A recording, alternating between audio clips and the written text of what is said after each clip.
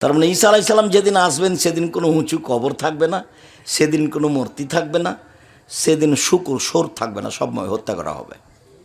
সারা পৃথিবী জুড়ে কোনো কবর থাকবে না, সব ভেঙে দেবেন।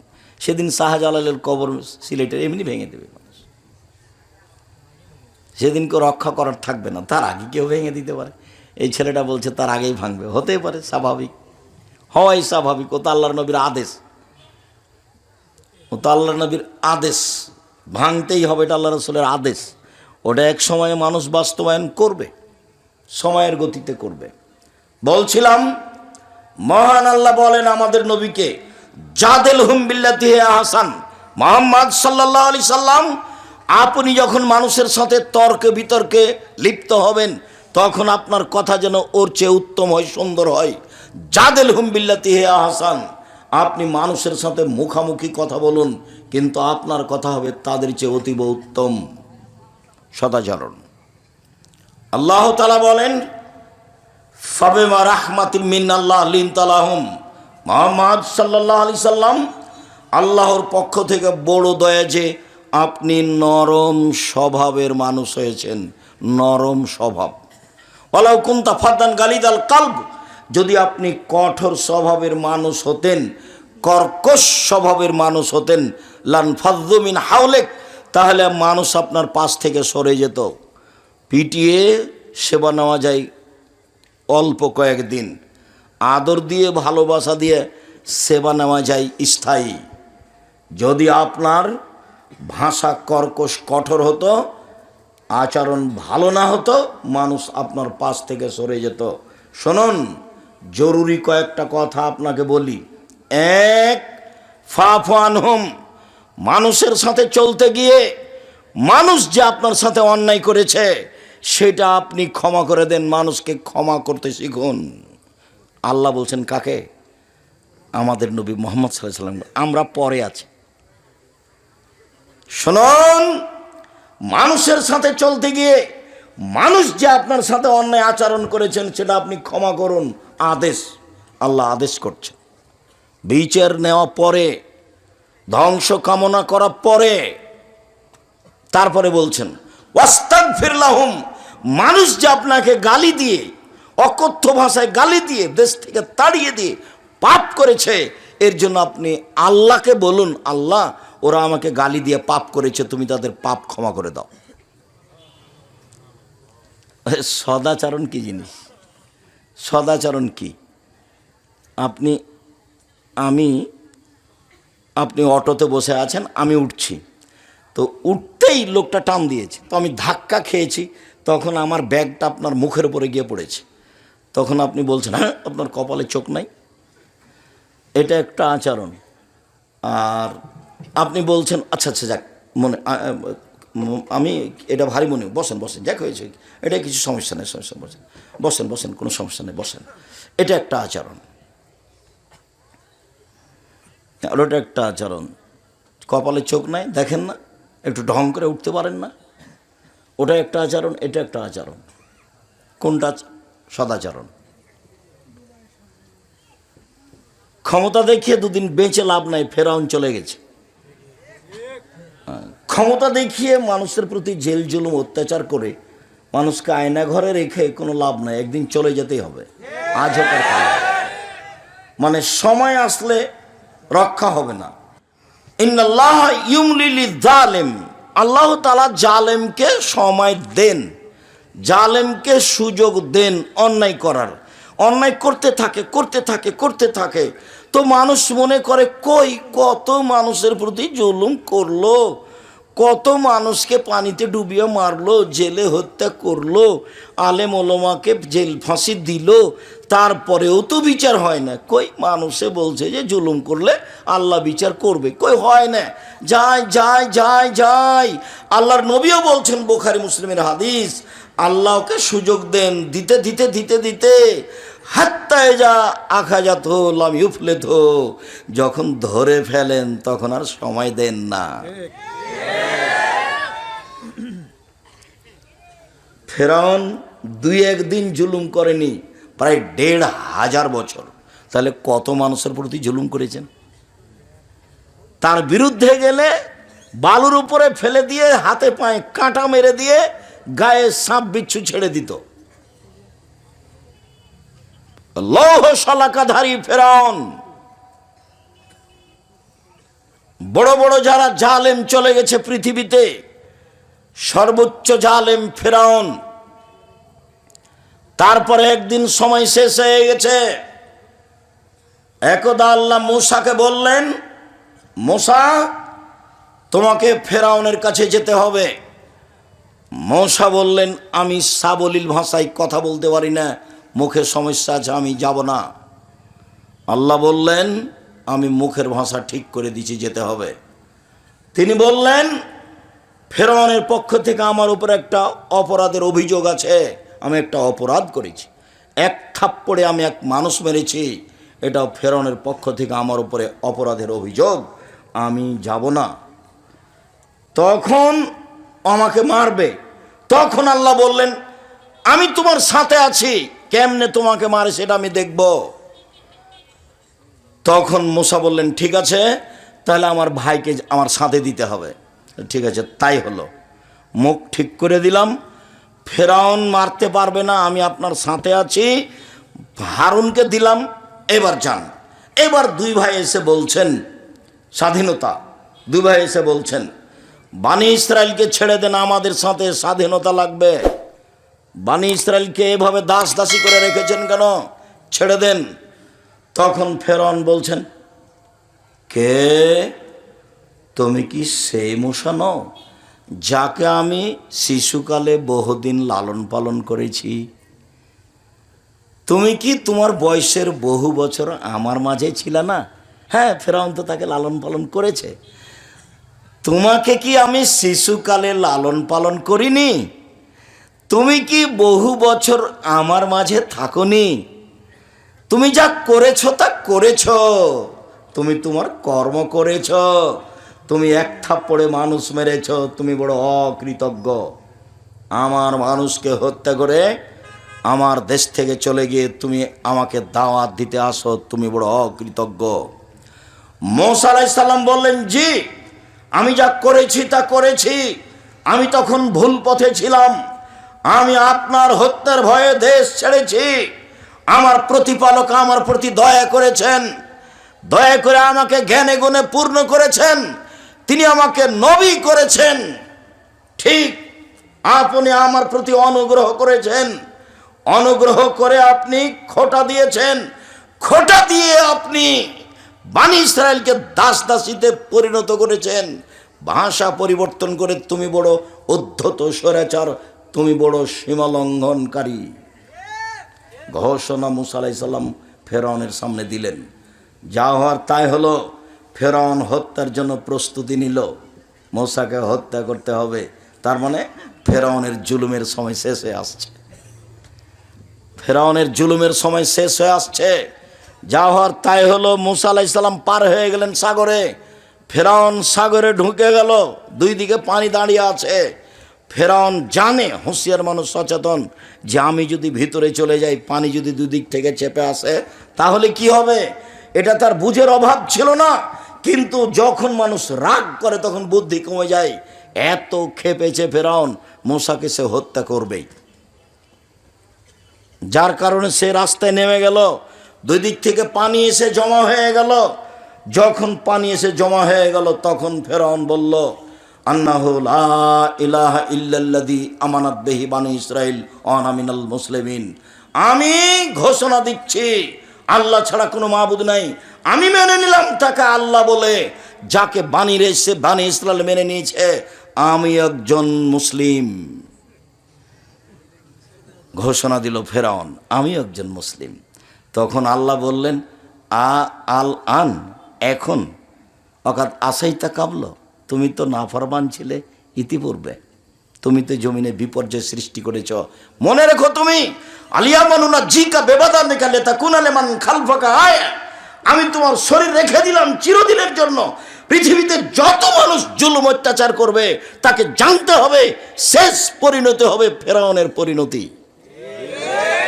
জুলুম করে রেহাই পাবে না মানুষ, দাঙ্গাবাজি করে ক্ষমতা দেখিয়ে দলীয় দাপটে, অর্থ সম্পদের দাপটে, বিদ্যার দাপটে মানুষকে অপমান করে বেশি দিন টিকা যায় না।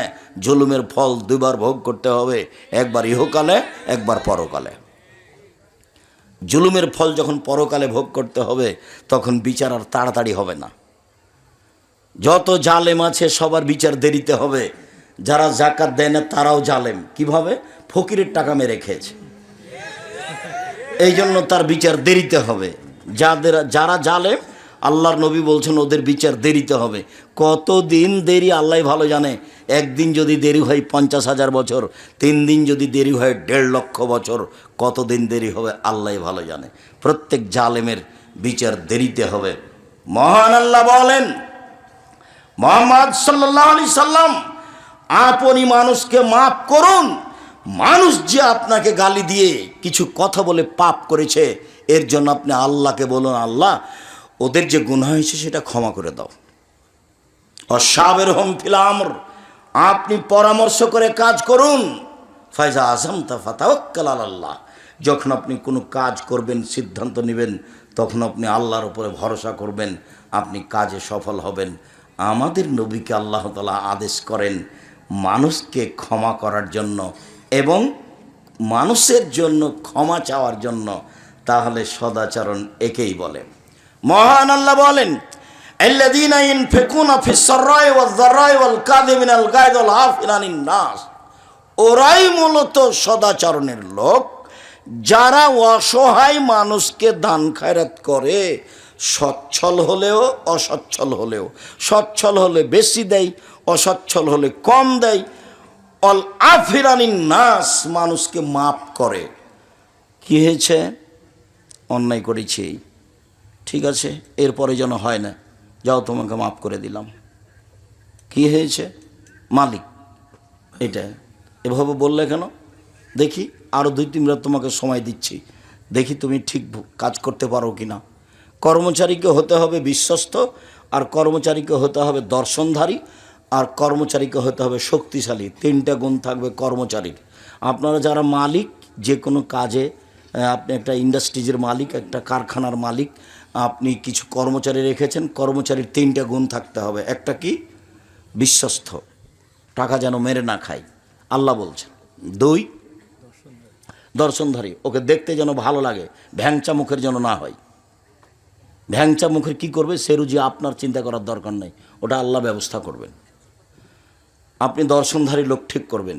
3, শক্তিশালী। এই 3টা গুণের লোককে মানুষ নির্ধারণ করতে হবে কাজের জন্য।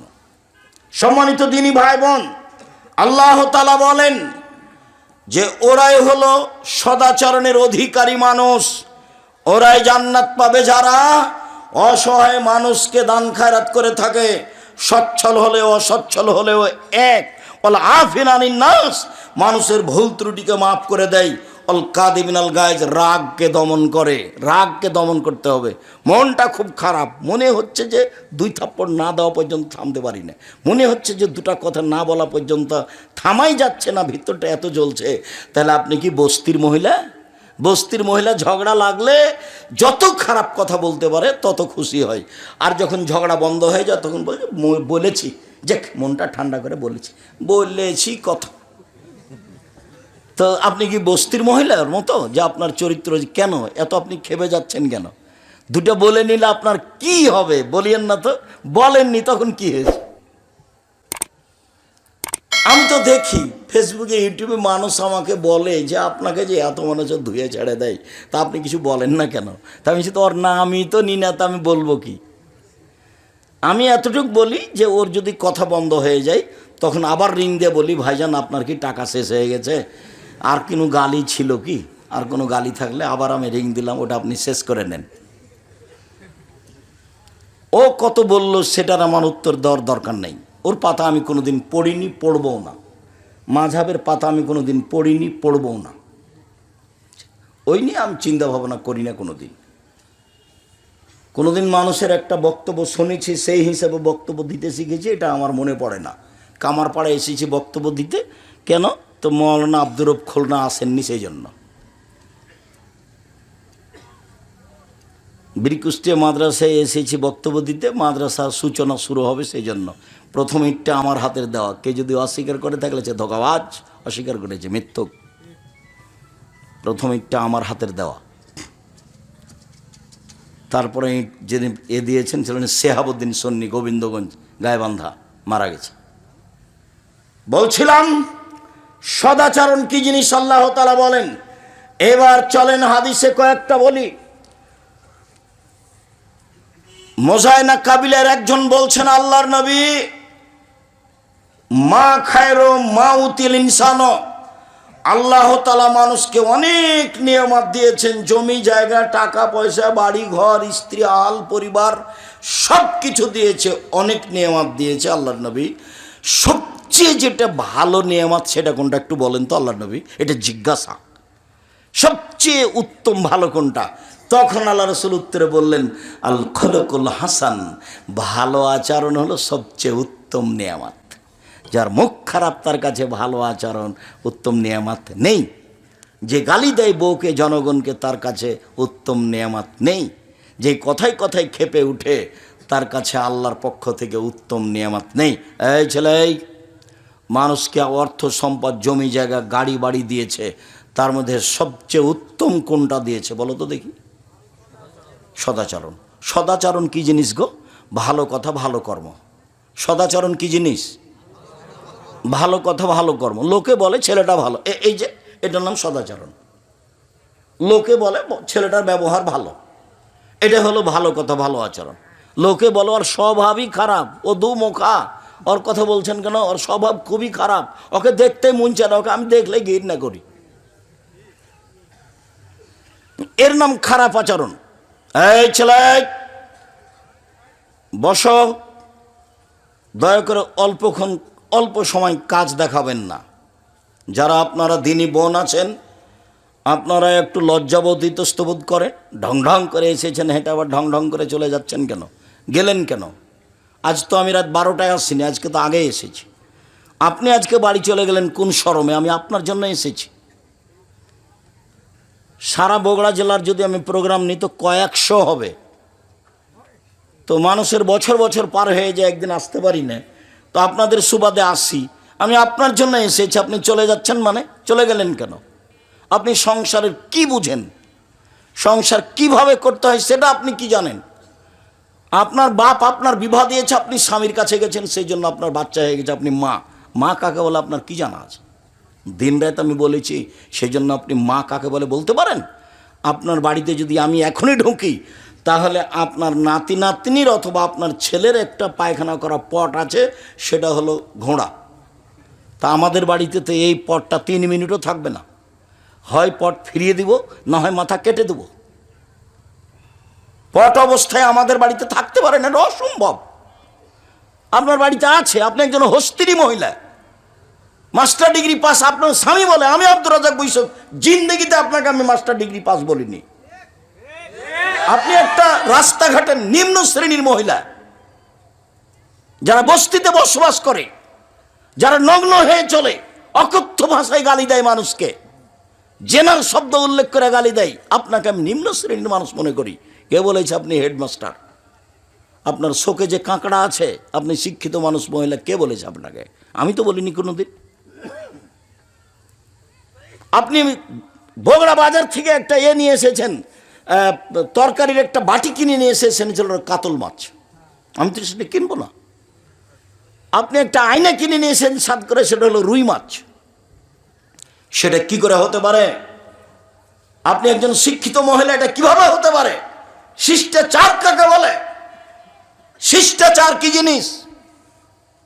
আপনার ছেলে মেয়ে, নাতি নাতিন সবাই পুতুল নিয়ে খেলায়, প্লাস্টিকের পুতুল হোক, আরো কিছু হোক, লোহা লক্কর স্বর্ণের হোক না কেন, আপনি কি দিয়ে নিজেকে শিক্ষিতা মনে করেন?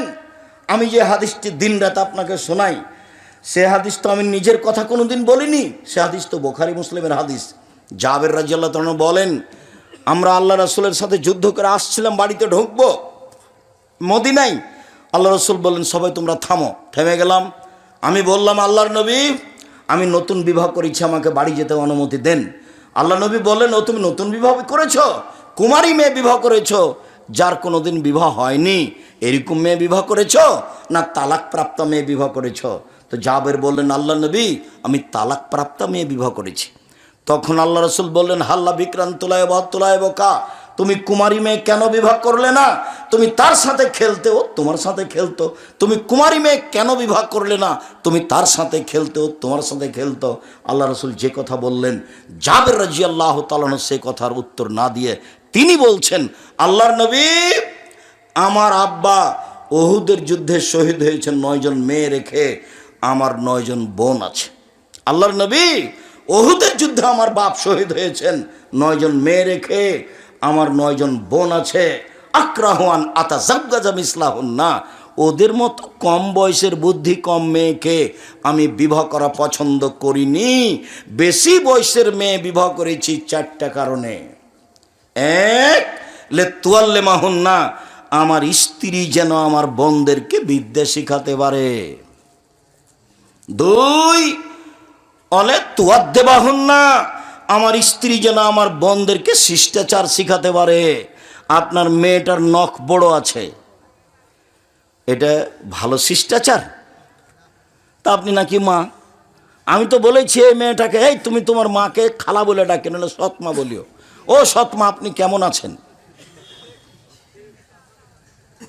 নইলে তুমি যদি ওটা যদি তোমার নিজ মা হয় তো তোমার নখটা বড় থাকে কি করে?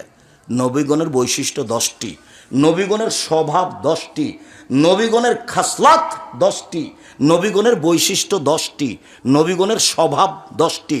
সব নবী এই 10টি স্বভাবে রূপান্তরিত ছিলেন। 1, দাড়ি বড় করতে হবে। চেঁচে ফেলা নারীদের সাদৃশ্য, চেঁচে ফেললে অভিশাপ হয়, চেঁচে ফেললে চোখের পাওয়ার কমে যায়, চেঁচে ফেললে স্ত্রী মিলন ক্ষমতা চলে যায়। 2, কাসু সারেব, মোচ কেটে ফেলতে হবে, চেঁচে ফেলা যাবে না, মোচ থাকবে, এটা পুরুষের পরিচয়। 3, কাসুল আজফারে, নখগুলি কেটে ফেলতে হবে। পুরুষ নারী একই হুকুম, নখ কেটে ফেলতে হবে। শিষ্টাচার, বৈশিষ্ট্য, খাসলত, অভ্যাস, নীতি, সব নবীর এরুমি নীতি। না থলে বেতে বগলের লুম উঠিয়ে ফেলতে হবে, ব্লেড ব্যবহার করা হবে না। নারী পুরুষ একই হুকুম।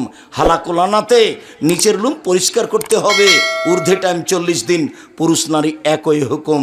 পেশাব পায়খানার পরে পানি দিয়ে পবিত্রতা অর্জন করতে হবে। পানি দিয়ে পবিত্রতা অর্জন করে যারা, আল্লাহ তাদের প্রশংসা করেছেন। তবে ঢেল নিয়ে 40 কদম হাঁটতে হবে, পায়ের উপরে পা উঠাতে হবে, খক খক করে কাশতে হবে। এটা হলো নোংরামি। এই নীতি আল্লাহ রসুল বলেননি, তিনি বলেছেন পানি দিয়ে পবিত্রতা অর্জন করতে হবে। পেশাব পায়খানার পরে পানি দিয়ে পবিত্রতা অর্জন করতে হবে। পানি না থাকলে ঢেল টিস্যু পেপার, আগে ঢেল টিস্যু পেপার, 40 কদম হাঁটা, পায়ের উপরে পা উঠানো, খক খক করে কাশা। এই নোংরা নীতি আল্লাহ রসুল না করে জন্য তিনি বলেননি। যদি 40 কদম হাঁটাই লাগে পবিত্রতার জন্য, তাহলে তার স্ত্রীকে হাঁটতে হবে না? তার বউ 40 কদম হাঁটবে, পায়ের উপরে পা উঠাবে, খক খক করে কাশবে। তো পুরুষ মানুষ কেমন কেমন ভাববে। তো আপনি যখন ওভাবে হাঁটেন তখন মহিলা মানুষ দেখে, তখন মহিলা মানুষকে কেমন কেমন লাগে। একই কথা, দুটাই ব্যাপার। এরকম নোংরা কাজ তো ধর্ম হতে পারে না। বলছিলাম আল্লাহর নবী সামনে জাবের বলছেন, আল্লাহর নবী, আমি বেশি বয়সের মেয়ে বিবাহ করেছি যাতে করে আমার স্ত্রী আমার বোনদেরকে শিষ্টাচার শিখাতে পারে। শিষ্টাচার কি জিনিস? কেন বাড়িতে পুতুল আছে তার নাম শিষ্টাচার? কেন আপনার স্ত্রী যখন বাচ্চাটাকে গায়ে জামা দিচ্ছে তখন বাম হাতে ঢোকালা কেন? আগে ডান হাত ঢোকাতে হবে। শিষ্টাচার কাকে বলে? আপনার স্ত্রী বলে দিল না, বাচ্চা যখন পেশাবখানায় যাবে, আব্বু দোয়া পড়ে যাও, আম্মু দোয়া পড়ে আসো, আব্বু ডান কাতে সও, পা কেবলার দিকে থাক, আর যেদিক থাক তাতে আসে যায় না। জুতা আপনি ডাইন পায়েরটা পরো আব্বু, খোলার সময় বাম পায়েরটা খোলো। শিষ্টাচার কাকে বলে? শিষ্টাচার কি জিনিস? নখে নেইল পালিশ দিতে হবে, ইসলামী শিষ্টাচার নয়। এটা ইহুদি খ্রিস্টানদের পতিতালয়ের মেয়েদের বৈশিষ্ট্য। নখ কেটে ফেলতে হবে, নখ রাখা, নখে নেইল পালিশ দেওয়া ইহুদি খ্রিস্টানদের পতিতালয়ের মেয়েদের বৈশিষ্ট্য। মুসলিম মহিলারা নখে মেহেদি দিবে, হাতের নখে তো মেহেদি দিবেই, পায়ের নখেও দিতে হবে, দিতে বাধ্য। হাতের নখে মেহেদি দিতে হবে মহিলাদেরকে পায়ের নখে মেহেদি দিতে হবে, এটা হলো তাদের ইসলামী শিষ্টাচার। কপালে টিপ দিতে পাবে না। হিন্দু মেয়েদের বিবাহ করার 10টি পদ্ধতি রয়েছে, তার একটি পদ্ধতির নাম রাক্ষসী বিবাহ। মেয়ের বাপ বিবাহ দিবে না, ছেলে জোর করে বিবাহ করবে, কপালে টিপ দিতে পারলে বিবাহ হয়ে গেছে। ওটা হলো হিন্দু নীতি। ওটা মুসলমানের ঘরে আসলো কি করে? টিপ দেয় কি করে? এই কাপড় পরে কি করে? এটা শিষ্টাচার হয় কি করে? এই যে নগ্ন, এই যে বোরখা, ফ্যাশন বোরখা, এটা শিষ্টাচার হলো কি করে? শিষ্টাচার কি জিনিস? বাড়ি গিয়ে আপনি যদি সত্যি মুসলমানের মেয়ে হন, তাহলে বাড়ি গিয়ে আপনার এই বোরখাটা আগে জ্বালাবেন। কালকে একটা বোরখা বানাতে হবে ঢিলা ঢালা। ফ্যাশন বোরখা পরে আপনি তাহাজ্জুদ পড়ে কি দেখাতে চান? ফ্যাশন বোরখা পরে আপনি শিষ্টাচার কি দেখাতে চান? আমি আব্দুর রাজ্জাক বিন ইউসুফ আপনাকে কষ্ট দিতে আসিনি। আপনাকে আমি মনে করি আপনি একজন হস্তিনী মহিলা। আপনাকে মনে করি আপনি একজন পথে পড়ে থাকা মহিলা, নিম্ন শ্রেণীর বস্তির মহিলা। আপনি আমাকে বলেন আব্দুর রাজ্জাক সাহেব, আপনি কিভাবে এটা বলেন? আমি হচ্ছি খাদিজার মতো, আমি হচ্ছি আয়েশার মতো। ঠিক আছে, আমি আপনাকে আয়েশার মতো মনে করলাম, আপনাকে আমি খাদিজার মতো মনে করলাম। আয়েশা রাদিয়াল্লাহু তাআলা আনহা বলেন, আমার স্বামীর কবর হলো আমার ঘরে। আয়েশার স্বামী কে? মুহাম্মদ সাল্লাল্লাহু আলাইহি সাল্লাম। আমার স্বামীর কবর হলো আমার ঘরে। তখন আমি আমার ঘরে এমনিতে যাই, মাথায় কাপড় দিই না, এমনিতে যাই। কিছুদিন পরে আমার স্বামীর পাশে কবর হলো আমার বাপের। তখন আমি মনে করি এটা আমার স্বামীর কবর, এটা আমার বাপের কবর। আমি কবরের পাশে এমনিতে যাই, মাথায় কাপড় থাক আর না থাক সেটা বিবেচনা করি না। কয়দিন পরে সেখানে কবর হলো উমরের, অর্ধ পৃথিবীর খলিফা, কুশাগর বুদ্ধিজীবী রাজনীতিবিদ উমর, যিনি রাস্তায় চললে ফেরে শয়তান সে রাস্তা দিয়ে হাঁটতো না, সে উমরের যখন কবর হলো, তখন তিনি বলছেন, একজন বেগানা পুরুষের কবর হয়েছে আমার বাপের কবরের পাশে, তা আমি লজ্জা করি, আমি লজ্জা করে মাথায় কাপড় দিয়ে যাই, আমি আঁটো সাঁটো হয়ে নিজেকে গুটি নিয়ে কবরের পাশে যাই। কেন? আমি একজন বেগানা পুরুষের কবরকে লজ্জা করি। একজন মহিলা বেগানা পুরুষের কবরকে লজ্জা করেন, আর আপনি এই নগ্ন অর্ধনগ্ন হয়ে এই ফ্যাশন বোরকা পরে চলে আমাকে বলছেন আব্দুর রাজ্জাক সাহেব, আপনি আমাকে বস্তির মহিলা বলছেন? মানে আপনাকে আমি বস্তির মহিলা বলতে চাইনি। এই দেখেন আয়েশা, আপনাকে আমি আয়েশাই বলতে চাচ্ছি। আপনার মেয়ের নখ বড় আছে, জবাব আমাকে দিতে হবে। আমাকে দিতে হবে কেন? আপনার ছেলের প্যান্টটা টাকানোর নিচে আছে, জবাব আমাকে দিতে হবে। আমাকে দিতে হবে কেন? এই জবাব আমি দিব কেন? দুজন মিলে দিবেন। আমি বয়সের মেয়ে, দল ঢুকবে কাপড় নিয়ে একটু খালি বলে দেন যে আপনার দাম দিয়ে আল্লাহ রাসূল, আমি বয়সের মেয়ে বিবাহ করেছি, বলে তুরাজ্জালাহুন্না, আমার স্ত্রী যেন আমার বোনদের মাথার চুল চিরুনি করে সাজগোজ করে পরিপাটি করে রাখে। মেয়ের চুল ওভাবে রেখেছেন কেন? সামনের দিক কেটে। মেয়ে বড় হয়ে গেছে, ওভাবে পিছনে চুল কেটেছেন কেন? জন্মের 7ম দিন শুধু মেয়েদের মাথা নেড়ে করা যাবে, আর কোনো দিন মেয়েদের চুল কাটা যাবে না। জরুরি দুর্ঘটনা সেটা ভিন্ন কথা। তো রোজ মেয়েদের চুল সাজগোজ করেন, এটা কি? আল্লাহর নবী, আমি বেশি বয়সের মেয়ে বিবাহ করেছি যাতে করে আমার বোনদের চুল চিরুনি করে সাজগোজ করে পরিপাটি করে রাখতে পারে। 4 বলে তাকুমা আলাইহিন্না, আমার স্ত্রী যেন আমার বোনদেরকে পাহারা দিতে পারে। এই কোথায় গেছিলা? এই মাথায় কাপড় দিয়ে বাইরে যাও, এই রাস্তার এক পাশ দিয়ে হাঁটো, এই তোমার আব্বুকে সালাম দাও, এই তোমার আব্বুর কাপড়টা ঠিক করে নাও, এই তোমার আব্বুর বিছানাটা ঠিক করেছো। সব সময় মা পাহারা দিবে কাকে? মেয়েকে, ছেলেকে। পাহারাদার আমি বলিনি এ কথা, আল্লাহ রাসূল বলছেন মা হলেন পাহারাদার। আপনি ছেলে মেয়ের কি করেন? আপনার ছেলে মেয়েকে আমার সামনে দাঁড় করান, দেখি আপনি কেমন শিক্ষিতা মহিলা, আপনাকে আমি দেখে ছেড়ে দিই। আপনাকে তো আমি দুর্বল ভাষায় কিছু বলতে চাই না, আপনাকে আমি বস্তির মহিলা মনে করব কেন? আপনাকে তো আমি খাদিজার মতো সম্মান দিতে চাচ্ছি। 1 মিনিট দেখবেন খাদিজাকে, 1 মিনিট দেখবেন। এ দেখেন জিবরাইল আলাইহিস সালাম আল্লাহর নবীর কাছে এসে বলছেন, মোহাম্মদ, ওই যে খাদিজা আসছেন, তার হাতে একটা বাটি আছে, বাটিতে তরকারি আছে, ফাকরা আলাইহা সালামা মিন্নি অমিন রব্বেহা। ও আসলে আপনি বলবেন, খাদিজা তোমাকে আল্লাহ সালাম দিয়েছেন, তোমাকে জিবরাইল সালাম দিয়েছেন। ও বাসরা বে বাইতিন বে কাসবিন লা সাখাবা ওয়ালা নাসাবা, আপনি তাকে একটা খুব উন্নত মানের পদার্থ দ্বারা তৈরি জাঁকজমকপূর্ণ প্রাসাদের সংবাদ দেন, যেই প্রাসাদে থাকবে না কোনো অশান্তি, থাকবে না কোনো হইচই। জিবরাইল বলছেন আমাদের নবীকে, কার ব্যাপারে? খাদিজার ব্যাপারে। 1 মিনিট দেখবেন, এ দেখেন সারা, সারাকে দেখেন 1 মিনিট, এ দেখেন সারা। সারার গায়ে যখন হাত দিতে গেল, স্বৈরাচারী শাসক দাঁড়িয়ে হাত বাড়িয়েছে, সারার গায়ে হাত লাগাবে। সারা বলছেন থামেন, আগে অজু হবে, 2 রাকাত সালাত হবে, তারপরে কোনো কথা। সারা অজু করলেন, 2 রাকাত সালাত আদায় করলেন, তারপরে বলছেন আল্লাহুম্মা ইন কুনতা তাআলাম আমানতু বিকা ওয়া রাসূলিকা, হে আল্লাহ তুমি যদি জেনে থাকো আমি তোমাকে বিশ্বাস করি, তোমার নবী ইব্রাহিমকে নবী বলে বিশ্বাস করি। আহসানতু ফারজি লিল্লাহ জাওজি, জিন্দেগিতে আমার লজ্জার স্থান আমার স্বামী ছাড়া কাউকে ব্যবহার করতে দিনি। এই 3টা কথা যদি ঠিক হয়ে থাকে, হলা তুসাল্লা তালাল কাফেরা, কোনো কাফের যেন আমার গায়ে হাত লাগাতে না পারে। কথা শেষই হয়নি, কাফের অজ্ঞান হয়ে পড়ে গেছে। হাদিস বুখারী মুসলিম। নির্জনে আমি বলছি, আমি তোমাকে মেনে নিয়েছি, তুমি আল্লাহ। আমি বলি না ইব্রাহিম আমার স্বামী, এ কথা আমি বলছি না। আমি বলছি ইব্রাহিম নবী, আমি তাকে কিভাবে মেনে নিয়েছি? নবী বলে মেনে নিয়েছি। এটা হলো আমার 2 নম্বর কথা। 3 নম্বর কথা, জিন্দেগিতে আমি জেনা করিনি। এই কথা 3টা যদি সত্য হয়ে থাকে, তো এই নির্জনে কাফের যেন আমার গায়ে হাত লাগাতে না পারে। এর নাম সারা। আপনাকে আমি এভাবে সম্মান করতে চাচ্ছি, আমি আপনাকে দুর্বল ভাষায় দেখতে চাইনি।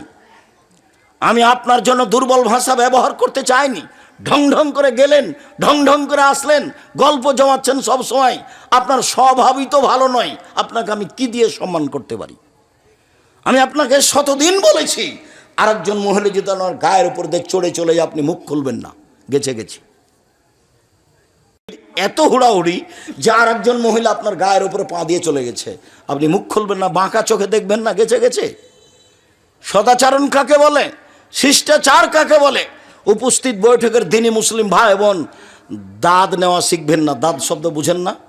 দাঁত তুলে নেবো বলে না মানুষে? দাঁত নেওয়া শিখবেন, প্রতিশোধ নেওয়া শিখবেন না। প্রতিশোধ নেই, প্রতিশোধ গেছে, প্রতিশোধ বিদায় করে দিয়েছে। প্রতিশোধ নিয়ে 5 মিনিট বেঁচে থাকতে রাজি নেই, সব ক্ষমার পাল্লাই যাবে। ফল ভালো হবে ইনশাল্লাহ, ফল ভালো হবেই।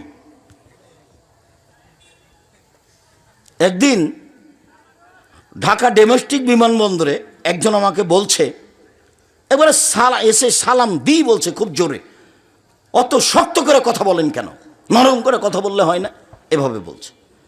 তা বলছি যে শক্ত করে না বললে হয় না, এই জন্যই বলি। আবার বলছে না, নরম করে বললে হবে। অত শক্ত করে বলেন কেন? নরম করে বলেন না কেন? নরম করলে বললে হবে। আবার আমি বলছি নরম করে বললে হবে না, এই জন্যই শক্ত করে বলি। আবার খুব চিৎকার করে বলছে। তখন আমি বললাম, আল্লাহর নবী খুব শক্ত করে বলতে বলেছেন, সেজন্যই শক্ত করে বলি। এখন বিমানবন্দর জরিপ করা হোক, যে কয়েকজন লোক বিমানবন্দরে আছে, এই জরিপে যদি আমার কথা বেশি মেনে চলে অন্য বক্তাদের চেয়ে, এইটা যদি না হয়, মানে আমার কথা বেশি মেনে চলে, আলহামদুলিল্লাহ, এটা যদি না হয় জরিপে, আমি আর কোনোদিন বক্তব্য দেব না। তখন চট করে বলছে, হেসে বলছে, মনে কিছু নিয়েন না, আমার সাধ ছিল আপনার মতো করে আপনার সামনে একটু কথা বলবো, সেই জন্য। আসলে আমার বক্তব্য, আপনার বক্তব্য আমাকে পরিবর্তন করেছে। আমার একটু সাধটা ছিল আপনার সামনে এভাবে বলবো, সেই জন্য বলেছি, আমাকে মাফ করবেন। আমার একটা বলার সাধ ছিল আপনার সামনে। ভালো, জাযাকাল্লাহ খায়ের, তুমি বলেছ। যখন আমি যে জেলাতে যাই তখনই কিছু মানুষ মাপ চাই, তো আমি বলি ঠিক আছে, মাফ করলাম। সে কি বলেছে সেটা আমার দেখার বিষয় নয়। আমি আমার জীবনে কোনোদিনও অপ্রয়োজনীয় কাহিনী বলিনি, আমি কেসাও বলিনি, অপ্রয়োজনীয় কথাও বলিনি। রাসূল সাল্লাল্লাহু আলাইহি সাল্লামের কথা সম্ভবপর বলার চেষ্টা করি। আবু হুরায়রা রাদিয়াল্লাহু তাআলা আনহু বলেন, রাসূল সাল্লাল্লাহু আলাইহি ওয়াসাল্লাম বললেন, আশ-শাহনু রাহমান তুমনে আর রাহমুস-শাহনা তুমনে রহমান, সদাচরণ রহমান থেকে নির্গত হয়েছে। রাহামিম এই শব্দ থেকে সদাচরণ শব্দটা নির্গত হয়েছে। এবার আল্লাহ বলছেন এই সদাচরণ মান ওয়াসালাকে ওয়াসালতহু ওমান কাতাকে কাতাতহু, সদাচরণ তোমাকে যে নিবে আমি আল্লাহ তাকে নিব, সদাচরণ তোমাকে যে ছেড়ে দিবে আমি আল্লাহ তাকে ছেড়ে দিব। যার সদাচরণ নেই তার আল্লাহ নেই। কিভাবে খায়? হিন্দু যেভাবে খায়। কিভাবে জমি জায়গা অর্থ সম্পদ কিনে করে বাড়ি গাড়ি, তো হিন্দু যেভাবে করে। আয়েশা রাদিয়াল্লাহু তাআলা আনহা বলেন রাহিমাহুল্লাহ বিলাসে সদাচরণ আল্লাহর আরশ ধরে ঝুলন্ত। তাহলে একটা সদাচরণের একটা রূপরেখা। আয়েশা রাদিয়াল্লাহু তাআলা বলেন আল্লাহ নবী বললেন সদাচরণ আল্লাহর আরশ ধরে ঝুলছে অবস্থায়। তারপরে সদাচরণ বলছে আমি সদাচরণ বলছি মান অসালানি অসালাহুল্লাহ, আমাকে যে নিবে আল্লাহ তাকে নিবে। ওমান কাতানি কাতাহুল্লাহ, আমাকে যে ছেড়ে দিবে আল্লাহ তাকে ছেড়ে দিবেন। সদাচরণ এমন একটা জিনিস যা দিয়ে সবচেয়ে দামি জান্নাত পাওয়া যায়। আবু মুসা আশআরী রাদিয়াল্লাহু তাআলা আনহু বলেন আল্লাহর নবী বলেন ইন্না ফিল জান্নাতি লা গোরাব ইউরা জাহিরুহু মিন বাতিনুহু মিন জাহিরিহা। একটু যেহেতু এটা কমই প্রতিষ্ঠান, সহযোগিতা করতে হয় আমাদেরকে, আর আপনারা করে থাকেন, কোনো দিনই কোনো বছরই খালি পয়সায় আসবেন না। 10 টাকা হোক, 10,000 টাকা হোক, 100 টাকা হোক। আর ওই হাদিসটার প্রতি আমল করো তো যে দেওয়া হাত ভালো নেওয়া হাতের চেয়ে। আর 10 টাকা দিলে ওটা পূর্ণ হবে, না দিলে ওই পরিমাণ ক্ষতি হবে, হবেই। আমি বুঝতে পারি আর না পারি, না দিলে ক্ষতি হবেই। আমি বুঝতে পারি আর না পারি, যার কারণে কেউ চাইলে দিতে হয়। ছেলেরা এখন আসছে, ওরা চুপচাপ আসবে, আপনারা তাদের হাতে আপনার গতিমতো দিতে থাকবেন। আমি আপনাকে যে অবস্থায় আছি সেটা শোনাই। সবচেয়ে দামি জান্নাত পাওয়া যাবে যে জান্নাতের বাহির থেকে ভিতর দেখা যায়, ভিতর থেকে বাহির দেখা যায়, টকটক করছে, ঝকঝক করছে। তো সাহাবিগণ বললেন লেমান হাজেহি, আল্লাহর নবী এত দামি ঘর কে পাবে? তখন আল্লাহ রসুল বলছেন লেমানা আলানাল কালামা, যার স্বভাব ভালো সে পাবে, যার সদাচরণ আছে সে পাবে, যার ভালো কথা ভালো কর্ম সেই পাবে।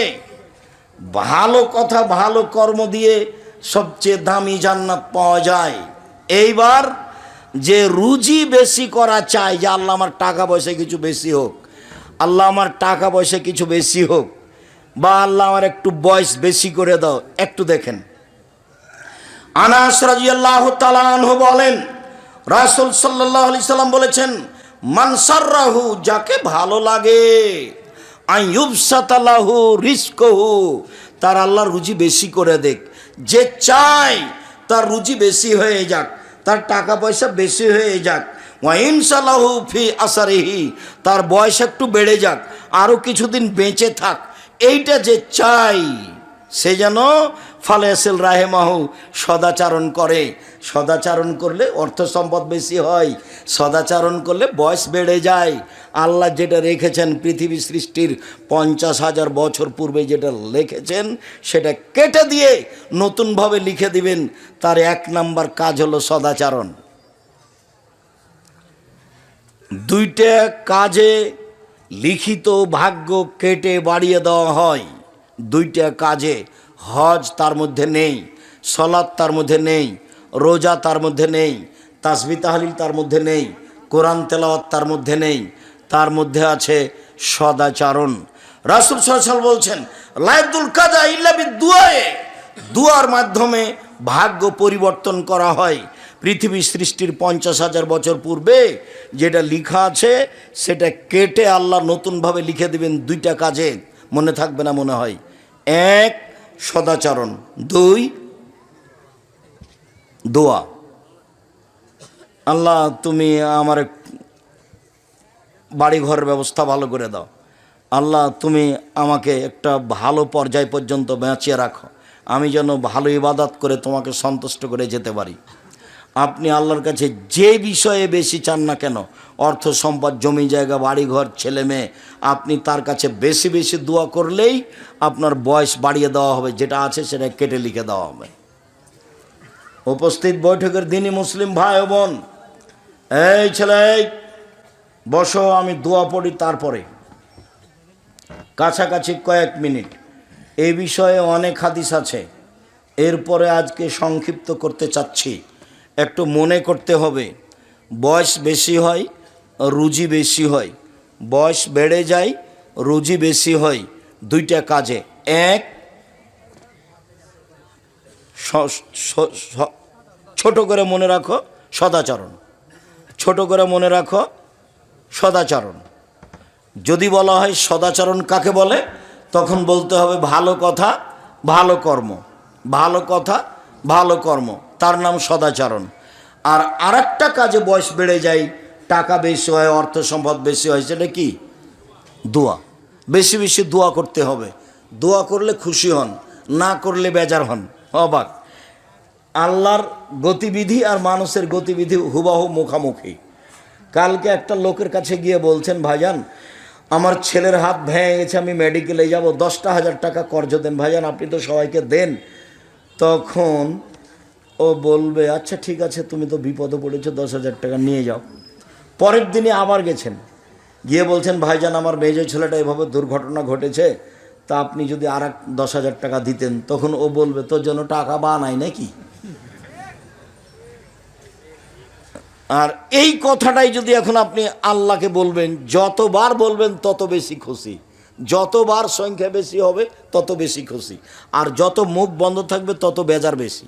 আল্লাহ আমার এই ছেলেটার 10,000 টাকার ব্যবস্থা করো, আল্লাহ তুমি আমার এই ছেলেটার 10,000 টাকার ব্যবস্থা করো, আল্লাহ আমার এই দুর্দিনে তুমি এই কাজটা করে দাও।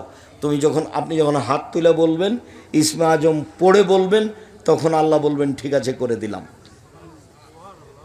তার গড়াটা তার ব্যাপার, আর আমি হাত তুলে দোয়া করবো এটা আমার ব্যাপার।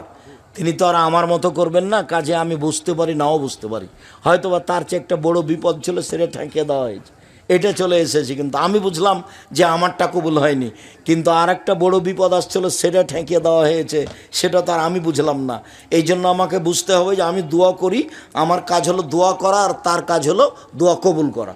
তিনি কবুল করবেন তার মতো, আমি দোয়া করতে থাকবো আমার মতো। সম্মানিত দিনী ভাই বোন, রাসূল সাল্লাল্লাহু আলাইহি ওয়াসাল্লাম এই ব্যাপারে বললেন, সদাচরণে এমন একটা জিনিস। নওয়াস ইবনে সামান বলেন, আমি একদা আল্লাহ রাসূলকে বললাম, মাল বিরর অল ইসম, আল্লাহ নবী পাপ কি জিনিস, নেকি কি জিনিস, এটা জিজ্ঞাসা। আল্লাহ নবী পাপ কি জিনিস, নেকি জিনিস, নেকি কি জিনিস, এটা জিজ্ঞাসাটা হলো পাপ কি নেকি কি, পাপ কি নেকি কি। তখন আল্লাহ রাসূল বলছেন, আল বিরর হুসনুল খুলুক, নেকি হলো ভালো আচরণ। বললেন না যে নেকি হলো তাহাজ্জুদ, বললেন না যে নেকি হলো হজ, বললেন না যে নেকি হলো কোরআন তেলাওয়াত। উত্তরে তিনি বললেন নেকি হলো ভালো আচরণ। পূর্বের বাক্যে ফিরে যাই, বিচার মাঠে নেকির পাল্লায় সবচেয়ে ভারী নেকি কোনটা? সদাচরণের নেকি, ভালো আচরণের নেকি। সদাচরণ নেকি নিজেকে গ্রহণ করতেই হবে। অফিসে, আদালতে, কোর্টে, কাচারিতে, বাড়িতে, স্ত্রী পরিবারের কাছে, ছেলে মেয়ের কাছে মুখ সব সময় কন্ট্রোলে রাখতে হবে। মুখ মানুষকে বিপদে ফেলে। যখন আল্লাহর নবীকে জিজ্ঞাসা করে, হল আল্লাহ নবী মান্নাজাত, বাঁচার পথ কি, জাহান্নাম থেকে বাঁচবো কিভাবে আল্লাহ রাসূল? তখন আল্লাহ রাসূল বললেন, 3টা পথে জাহান্নাম থেকে বেঁচে যাওয়া। এক, আলজেম লেসানাক, মুখখান বন্ধ রেখো, জাহান্নামে যাওয়া লাগবে না, জান্নাত পেয়ে যাবা। মুখখান বন্ধ রাখো, জরুরি প্রয়োজন ছাড়া মুখ ব্যবহার করিও না, কাউকে ধমকায়ও না, কাউকে গালি দিও না, কারোর সাথে খারাপ ব্যবহার করো না, কারোর সাথে কটু কথা বলো না। সম্মানিত দিনী ভাই বোন, বলছিলাম মুখখান কন্ট্রোল রেখো, জান্নাত পেয়ে যাবা। 2, জরুরি প্রয়োজন ছাড়া বাড়ির বাইরে যায়ও না, জান্নাত পেয়ে যাবা। জরুরি প্রয়োজন ছাড়া বাড়ির বাইরে যায়ও না, জান্নাত পেয়ে যাবা। 3, পাপের জন্য কাঁদো, জান্নাত হবেই। পাপের জন্য কাঁদো, জান্নাত হবেই। একটু এই ছেলে, এই 2-1 মিনিট, যে বাক্যটা বলতে যাচ্ছি এই বাক্যটা আমাদের জন্য অতীব জরুরি। একদা আল্লাহর নবী বলছেন 3 শ্রেণীর মানুষ জান্নাতে যাবেই, 3 শ্রেণীর মানুষ জান্নাতে যাবেই যাবেই যাবে। এক, বাকাত মিন খাশিয়াতিল্লাহ, যে আল্লাহর ভয়ে কাঁদে সে জান্নাতে যাবেই। 2, হারাসাত ফি সাবিলিল্লাহ, যে দিন ধর্মের কাজ করে, দিন ধর্মের কাজে রাত জাগে, পাহারা দেয়, এ জান্নাতে যাবেই। 3, বাগাতান মাহারেমিল্লাহ গাজাতান মাহারেমিল্লাহ, বেগানা নারীকে দেখে যে চক্ষু নিচু করে সে জান্নাতে যাবেই। অপর নারীকে দেখে যে চক্ষু নিচু করে সে জান্নাতে যাবেই। আল্লাহ নবী বললেন, পৃথিবীর মানুষ তোমরা 3টা কাজ করো, জান্নাতে যাবাই যাবা। 1, আল্লাহর ভয়ে কাঁদো। 2,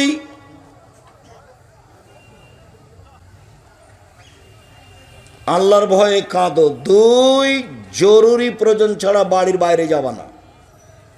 3, বেগানা নারীকে দেখে চক্ষু নিচু করো, তার মানে তুমি বড় মোবাইল ব্যবহার করতে পারবা না। নগ্ন ল্যাংটা মেয়ে দেখে চক্ষু ঠান্ডা করে জান্নাত কেনার আশা করো না। জান্নাতে মেয়েরা আছে, সর্বোচ্চ দামি মেয়ে, যাদেরকে জিন কোনোদিন স্পর্শ করেনি, যাদেরকে মানুষ কোনোদিন স্পর্শ করেনি, যাদেরকে দেখে মনে হবে ঝিনুকের মধ্যে লুকানো মুক্তা, যাদের মাথার চুল হবে লম্বা লম্বা কোঁকড়া কোঁকড়া কুচকুচে কালো, যারা হবে 15-16 বয়সের মেয়েদের মতো ভিন্ন ধরনের রূপ চেহারার। এই সব মেয়েকে যদি ভোগ করতে হয় তাহলে রং মাখানো এই সব মেয়েদেরকে দেখে চক্ষু ঠান্ডা করে কলিজা ঠান্ডা করে জান্নাত কিনা যাবে না, ভুল হিসাব। যেদিন বলেছি 3টা পাপের কারণে সমাজে 3টা বিপদ নেমে আসে, সমাজে 3টা পাপের কারণে 3টা বিপদ নেমে আসে। বিপদ 1, ভূমিকম্প হবে। বিপদ 2, আকার আকৃতি পরিবর্তন হবে। সন্ধ্যায় ছিল মানুষ, সকালে হবে শোর। সন্ধ্যায় ছিল মানুষ, সকালে হবে বানর। হবেই হবে, সেদিন চলে এসেছে কাছাকাছি। বিপদ 3, সব সমস্যা নেমে আসবে সমাজের 3টা পাপের কারণে। মসজিদে মারামারি, মাদ্রাসায় মারামারি, যেখানে সেখানে হইচই, জমির দাম যা, রেস্টি খরচ তাই, চতুর্দিক থেকে সমস্যা নেমে আসবে 3টা পাপের কারণে। বিপদ 1, ভূমিকম্প। বিপদ 2, আকার আকৃতি পরিবর্তন। সকাল সন্ধ্যায় ছিল মানুষ, সকালে হবে শুকর বানর। 3, সমস্যা নেমে আসবে, সব জায়গায় সমস্যা, রাস্তাঘাটে মসজিদ মাদ্রাসায় সব জায়গায় সমস্যা। এ হলো 3টা বিপদ। পাপ 3টা। পাপ 1, এদা সারেবুল খমুরা, যখন মানুষ নেশাদার দ্রব্য পান করবে, বিড়ি তামাক জর্দা সিগারেট গুল পেপসি ঠান্ডা কোকাকোলা আরসি, এইগুলো যখন মানুষ স্বাভাবিকভাবে পান করবে, মনে করবে এগুলো মদ নয়। চিরদিন আমি বলে আসছি 30 বছর থেকে, ঠান্ডা পেপসি কোকাকোলা আরসি মদ। আর যারা বলছে মদ নয় তাদের কাছে কোনো দলিল নেই, আমার কাছেই দলিল আছে।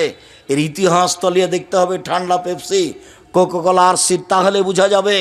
সম্মানিত দিনী ভাই বোন, যেদিন আমার উম্মাত নেশাদার দ্রব্য পান করবে সেদিন এই 3টা বিপদ নেমে আসবে। 2, জাহরাতুল কায়নাত, মেয়েরা যখন নাচবে তখন এই 3টা বিপদ নেমে আসবে। সব মোবাইলে মেয়ে নাচে, সব টিভিতে, সব দোকানে মেয়ে নাচে, সব ঘরে মেয়ে নাচে, রাস্তাঘাটে মেয়ে নাচে, অফিস আদালতে মেয়ে নাচে, শিক্ষা প্রতিষ্ঠানে মেয়ে নাচে। মেয়েরা যেদিন নাচবে 3টা বিপদ নেমে আসবে। 3, জারাবুবিল মাজেব, যখন বাদ্যযন্ত্র প্রকাশ পাবে তখন 3টা বিপদ নেমে আসবে। সব মোবাইলে বাজনা বাজে, প্রায় সব দোকানে বাজনা বাজে, প্রায় সব ঘরে বাজনা বাজে, গাড়িতে বাজনা বাজে, রাস্তাঘাটে বাজনা বাজে। একটা বিবাহ অনুষ্ঠান হয় না বাজনা ছাড়া, একটা গাড়ি চলে না বগুড়া থেকে ঢাকা বাজনা ছাড়া। মানুষ পশু প্রাণীর মতো হয়ে গেছে। দুঃখিত, আপনাকে কি দিয়ে বুঝাই? আমাদের নবী মুহাম্মদ সাল্লাল্লাহু আলাইহি সাল্লাম আফসোস করে বললেন, পৃথিবীর মানুষ মনে রেখো, আমি আমার উম্মতের জন্য দুঃখ প্রকাশ করে গেলাম। পৃথিবীর মানুষ মনে রেখো, আমার উম্মতের জন্য আমি দুঃখ প্রকাশ করে গেলাম।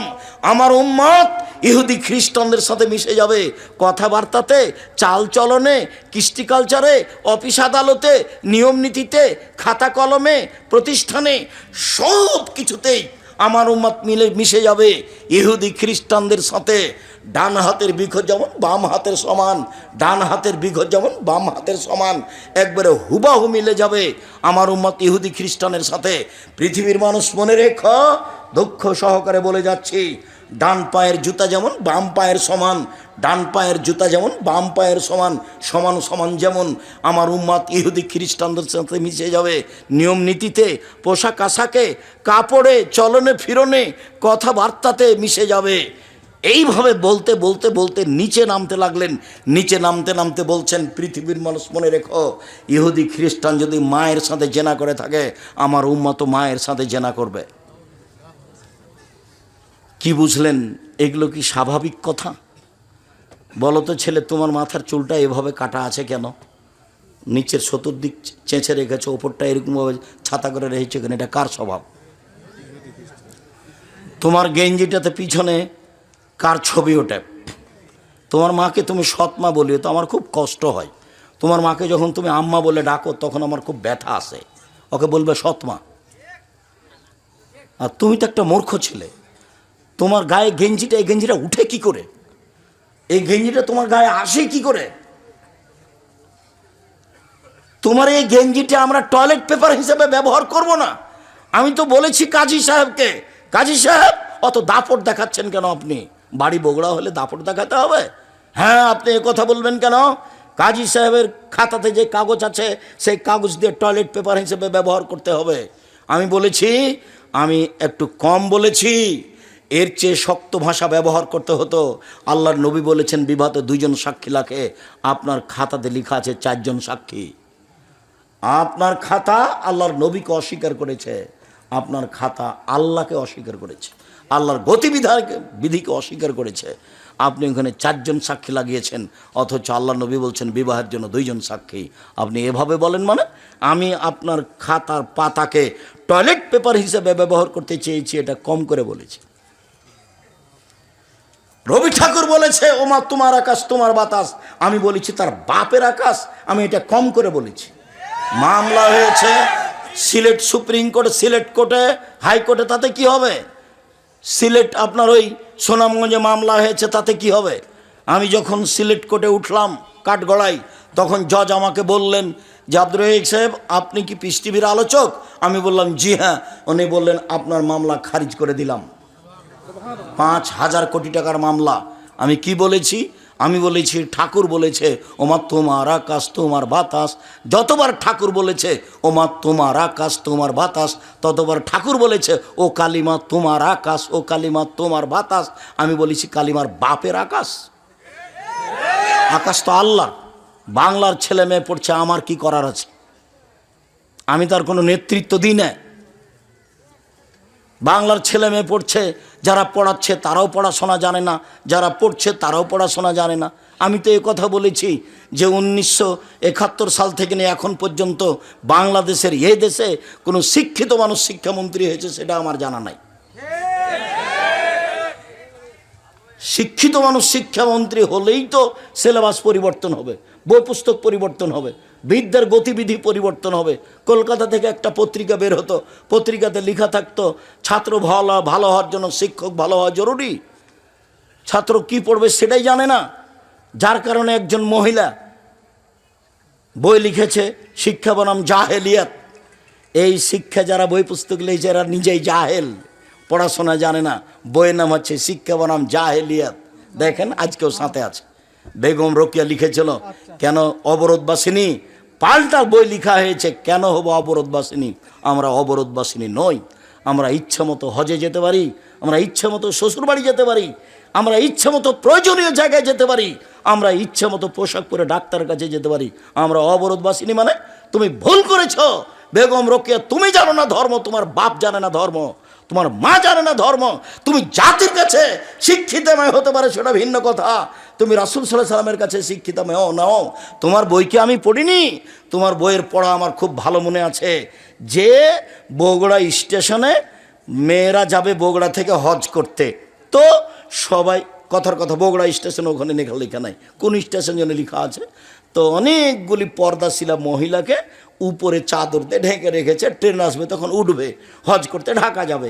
এবার ওই স্টেশনের যে স্টেশন মাস্টার একটু ঘোরাঘুরি করছে, তো এখন লাথি মেরে দেখছে এগুলো কী গো, কিসের বস্তা গো, এগুলো কিসের বস্তা গো, লাথি মেরে দেখছে। তো মহিলাগুলোর উপরে চাদর দেওয়া আছে, হয়তো ওটাও বসিক বানিয়ে বলেছে ও, তো এখন লাথি মেরে দেখছে। তো পর্দার কি করলো বেগম রোকেয়া, পর্দার কি দেখালো বলেন তো দেখি? অপমান। কি বুঝাতে চাইও? তোমাকে খারাপ লাগেনি, আমাকে খারাপ লেগেছে। আমার বিদ্যায় বাধা দিয়েছে, আমার গাইরিয়ত, আমার মানবতায় বাধা দিয়েছে, আমি এটা মেনে নিতে পারি না। তোমার চলে, আমার যে চলে না। তোমার বউকে সারাদিন মানুষে ধাক্কা মারে বগুড়া শহরে, তোমাকে একটুকু খারাপ লাগে না। আর আমাদের বইয়ের গায়ের সাথে যদি একটু কারো ড্রাইভারের একটু আঁচ খেয়ে যায় তাহলে গাও জ্বলে যায়। এর নাম হলো আত্মমর্যাদা, এর নাম হলো আত্মমর্যাদা। আত্মমর্যাদা। 1 মিনিট, আল্লাহ নবী স্বপ্নে জান্নাতে ঘুরছেন, দেখছেন খুব সুন্দর একটা প্রাসাদ, ঝকঝকে ভিন্ন ধরনের প্রাসাদ। আল্লাহ রসুল বলছেন সুবহানাল্লাহ, এত সুন্দর প্রাসাদ কার? তো পাশে একজন বৃদ্ধা মহিলা ওযু করছে। আল্লাহ নবী বললেন, এই মহিলা বলতে পারো এই প্রাসাদ কার? তখন মহিলা বলছে, এই প্রাসাদ হচ্ছে উমর রাদিয়াল্লাহু তাআলা আনহুর। তখন আল্লাহ রসুল পিছে উঠতে লাগলেন, না না না না, আমার মনটা চাচ্ছিল যে একটু ঘরের ভিতরে ঢুকে দেখি। এত বড় আত্মমর্যাদার অধিকারী মানুষের ঘরে ঢোকা যাবে না। আল্লাহর নবী পৃথিবীর সবচেয়ে দামি মানুষ, উমারের আত্মমর্যাদাকে হিসাব করে সরে আসছেন, অথচ সেখানে উমার নেই। উমারের আত্মমর্যাদা, এত বড় আত্মমর্যাদার অধিকারী মানুষের ঘরে আমি ঢুকি কি করে? এটা কে ভাবছেন? মুহাম্মদ সাল্লাল্লাহু আলাইহি সাল্লাম ঢুকলেন না, বের হয়ে চলে আসলেন। সকালে বলছেন, উমার ঘরটা তোমার দেখলাম জান্নাতে, আমার মনটা চাচ্ছিল একটু ভিতরে গিয়ে দেখি, তোমার আত্মমর্যাদাকে হিসাব করে আমি ঢুকিনি। তখন উমর বলছেন, আল্লাহ নবী আপনি আমার আত্মমর্যাদাকে হিসাব করেন। এই কথা বলে তিনি ঝরঝর করে কেঁদে ফেললেন। উমর রাদিয়াল্লাহু তাআলা আনহু। তোমার আত্মমর্যাদা নেই, তোমার বোনের নেই, তোমার মায়ের নেই, তোমার বাপের নেই, দিনই আত্মমর্যাদা থাকতে হবে। সম্মানিত দিনী বোন, আপনাকে আমি দুর্বল দৃষ্টিতে দেখিনি। আপনি যদি 4টা কাজ করতে পারেন, জান্নাতের সব দরজা খোলা, যে কোনোটা দিয়ে ঢুকতে পারবেন। 1 5 ওয়াক্ত সালাত, 2 রমজান মাসের রোজা সেম, 3 স্বামীকে মেনে চলা, তিতা লাগলেও মিঠা লাগলেও মেনে চলবেন, 4 জেনায় লিপ্ত হবেন না। 4টা কাজ করেন, জান্নাতের সব দরজা খোলা। স্বামীর সাথে চলতেই হবে। যদি বলেন চলা যাবে না তাহলে খোলা তালাক করে নেন, কিন্তু আপনি দিনরাত মেয়েকে বলবেন তোর বাপকে পানি দিয়াই, বৌমাকে বলবেন তোমার শ্বশুরকে পানি দিয়ে আসো।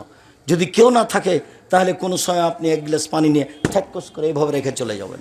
এই সংসারের প্রয়োজন নাই। মাস মাস, দিন দিন, সপ্তাহ সপ্তাহ এভাবে কী ঢং দেখাচ্ছেন? আমি বুঝে নিলাম আপনার স্বামীর মুখ খারাপ, এটা আমি বুঝলাম, স্বামীর আপনার মুখ খারাপ। আপনি মুখ বন্ধ করে সংসার মেনে নেন, আপনার জন্য ভালো হবে। যত গালি দিবে দেখ, আপনি মুখখান বন্ধ করে সংসার মেনে নেন। আমি আব্দুর রাজ্জাক বিন ইউসুফ, আপনার দিনী ভাই, আমি বলছি আপনি সংসার মেনে নেন, তার সাথে উঠেন বসেন কথা বলেন, আজকেই বলেন, আপনার জন্য ভালো হবে। এইভাবে আপনি চলবেন না, কথা বলবেন না, তাহাজ্জুদ পড়বেন, এই তাহাজ্জুদ কবুল হবে না। সহজ পথ, যদি মেনে নিতে নাই পারেন তো আগামীকাল কাজের কাছে গিয়ে খোলা তালাক করে নেন। এ ভাইজান আমি থাকতে পারবো না, তার সাথে সংসার করতে রাজি নই, না দাবি নামাও লিখে দিবে। 30 দিন পরে আপনি বিবাহ বসতে পারবেন, কোনো সমস্যা নেই। বিবাহ বসছেন না, আপনি আপনার ছেলেদের নিয়ে থাকেন, কোনো সমস্যা নেই, কিন্তু এইভাবে আপনি থাকতে পাবেন না। এটাই শরীয়ত। আমি আপনাকে, আপনার স্বামীকে বলি, পুরুষ নারী উভয়কে বলি যে জীবনে 2টা কাজ করবেন না সংসারে। বুড়ি হয়ে গেছে মানুষ, 7-8টা ছেলেমেয়ের সব বিবাহ হয়ে গেছে, তারপরে বউকে তালাক দিয়েছে স্বামীকে। কতদিন এরকম দেখাচ্ছে, তাই না? ছেলে মেয়েও বিপদে, মাও, বেটাও বিপদে, বেটিও বিপদে, বৌমারা বিপদে, সবাই একটা বিপদে, জামাইও বিপদে। কি করা যায়? এ দুর্ঘটনা কেন? 2টা কাজ করবেন না, একটা হলো প্রতিবাদ আর একটা হলো অভিমান। অভিমান করবেন না কোনো সময়, আপনিও করবেন না, ওই অভিমান করতে পাবে না। আপনি করবেন কি, তোমাকে বললাম যে একটু পা টিপে দাও, পা ব্যথা করছে, তুমি একটু পা টিপে দিলে না। তোমাকে বললাম যে তুমি একটু গরম পানি করে দাও, কতবার বললাম তুমি গরম পানিটা করে দিলে না। এই যে অভিমান, যখন দুই একটা দিবে না, তখন শয়তান আপনাকে বারবার বলবে, দেখ দেখ তোর বউ একটা কথাও মানে না, দেখ তোর বউ একটা কথা মানে না, একে তালাক, একে তালাক, একে তালাক। প্রতিবাদ